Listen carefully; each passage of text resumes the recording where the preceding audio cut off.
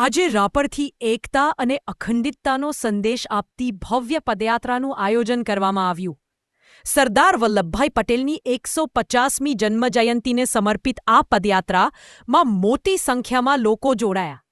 રાપર વિધાનસભા વિસ્તારમાં આજે એકતા યુનિટી પદયાત્રાનું વિશાળ આયોજન કરવામાં આવ્યું. એક ભારત, આત્મનિર્ભર ભારત, અખંડ ભારત નો સંદેશ આપે તેવા આ કાર્યક્રમની શરૂઆત રાપર નજીકના કલ્યાણપર ખાતે પ્રારંભ સ્થળેથી કરવામાં આવી. આ પદયાત્રાને ધારાસભ્ય વિરેન્દ્રસિંહ જાડેજા, જિલ્લા પંચાયત પ્રમુખ જનકસિંહ જાડેજા, કાર્યક્રમના ઇન્ચાર્જ અમૃતભાઈ દવે તેમજ મામલતદાર એચ.બી. વાઘેલા સહિતના આગેવાનો દ્વારા લીલી ઝંડી દેખાડી રવાના કરવામાં આવી. પદયાત્રા દરમિયાન લાલાશ્રી, હેલીપેડ વિસ્તાર, પ્રાગપર ચોકડી, સલારી નાકા અને દેના બેંક ચોક સહિત અનેક સ્થળોએ ભવ્ય સ્વાગત કરવામાં આવ્યું. આજની આ પદયાત્રાનું સમાપન સ્વામિનારાયણ મંદિર ખાતે થયું. કાર્યક્રમ દરમિયાન સરદાર પટેલના દેશની એકતા અને અખંડિતતામાં આપેલા યોગદાનને યાદ કરતા દીપ પ્રાગટ્ય કરવામાં આવી. કાર્યક્રમમાં અનેક સરકારી અધિકારીઓ, તાલુકા પંચાયતના સભ્યો, નગરપાલિકા પ્રતિનિધિઓ, ભાજપના આગેવાનો, આંગણવાડી વર્કરો, મિશન મંગલમ અને સખી મંડળોની બહેનો તથા મોટી સંખ્યામાં વિદ્યાર્થીઓ ઉપસ્થિત રહ્યા.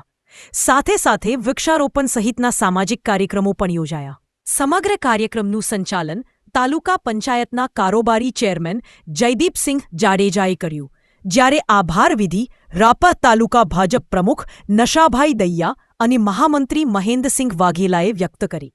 એકતા અને રાષ્ટ્રની અખંડિતતા માટે સમર્પિત આ પદયાત્રા રાપર વિસ્તારમાં ઉત્સાહપૂર્વક પૂર્ણ થઈ. વધુ સમાચાર માટે જોડાયેલા રહો ઓસ્કાર ગુજરાતી ન્યૂઝ સાથે. આ યાત્રાની અંદર ઉપસ્થિત મંચસ્થ રાપર વિધાનસભાના ધારાસભ્ય શ્રી વિરેન્દ્રસિંહ જાડેજા, મુખ્ય વક્તા અને બનાસકાંઠાના ગામના સરપંચ શ્રી પરબતભાઈ સાથે વેલાભાઈ ગોઠી. ભારત માતા કી જય શ્રી રામ. યાત્રા કાર્યક્રમમાં આપણી વચ્ચે આ વિસ્તારના લોકપ્રિય પ્રતિનિધિ, બ્રિટિશે પસાર કર્યો હતો ઇન્ડિયન ઇન્ડિપેન્ડન્ટ એક્ટ 1947 1947. એની અંદર એમણે જોગવાઈઓ કરી હતી. બહુ હોશિયાર હતા અંગ્રેજોને બાબુ ખબર પડી ગઈ હતી કે આ દેશમાં હવે શાસન કરી શકાય એવું નથી. 1942ની અંદર જ્યારે બીજું વિશ્વયુદ્ધ થયું અને અંગ્રેજોનું જ્યાં જ્યાં શાસન હતું ત્યાં પતન થવાનું ચાલુ થયું, અને એ જ વખતે ભારતની અંદર પણ હિન્દ છોડો આંદોલન થયું કે હવે આ દેશની અંદર લાંબો સમય આઝાદ કરી શકાય એમ નથી. જે આપણે ઇતિહાસને વાગોળવાનો છે, યાદ કરવાનો છે કે આપણે અહીંયા આગળ જે સ્વતંત્રતાના આ વાતાવરણની અંદર જે શ્વાસ લઈ રહ્યા છીએ એની અંદર કોનું યોગદાન છે. અને આપણે એમને એવું લાગ્યું કે આ દેશને આપણે આઝાદી તો આપવી જ પડશે, પરંતુ એવો ધારો પસાર કરીએ કે આ દેશ ખંડ ખંડમાં વિભાજિત થઈ જાય. અને આઝાદી માટે, આઝાદી મળ્યા પછી આ દેશનું નેતૃત્વ કોને મળે એની ડિઝાઇન પણ એમને નક્કી કરી હતી.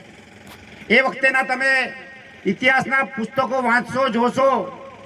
હવે તો સોશિયલ મીડિયાનો જમાનો છે, તો 1942 જેને પણ આ ભારતને એક રાખવા માટે, અખંડ રાખવા માટે, ભારતને સ્વતંત્ર કરવા માટે અને આપણને આઝાદી અપાવવા માટે, આપણને સ્વતંત્રતાના આ વાતાવરણની અંદર આપણે શ્વાસ લઈ શકીએ એના માટેનું જે વાતાવરણ કર્યું છે, એવા લોકોને યાદ કરીને એમના માટે કંઈક સંકલ્પ કરવાનો પણ આજે દિવસ છે. દેશ આઝાદ થયો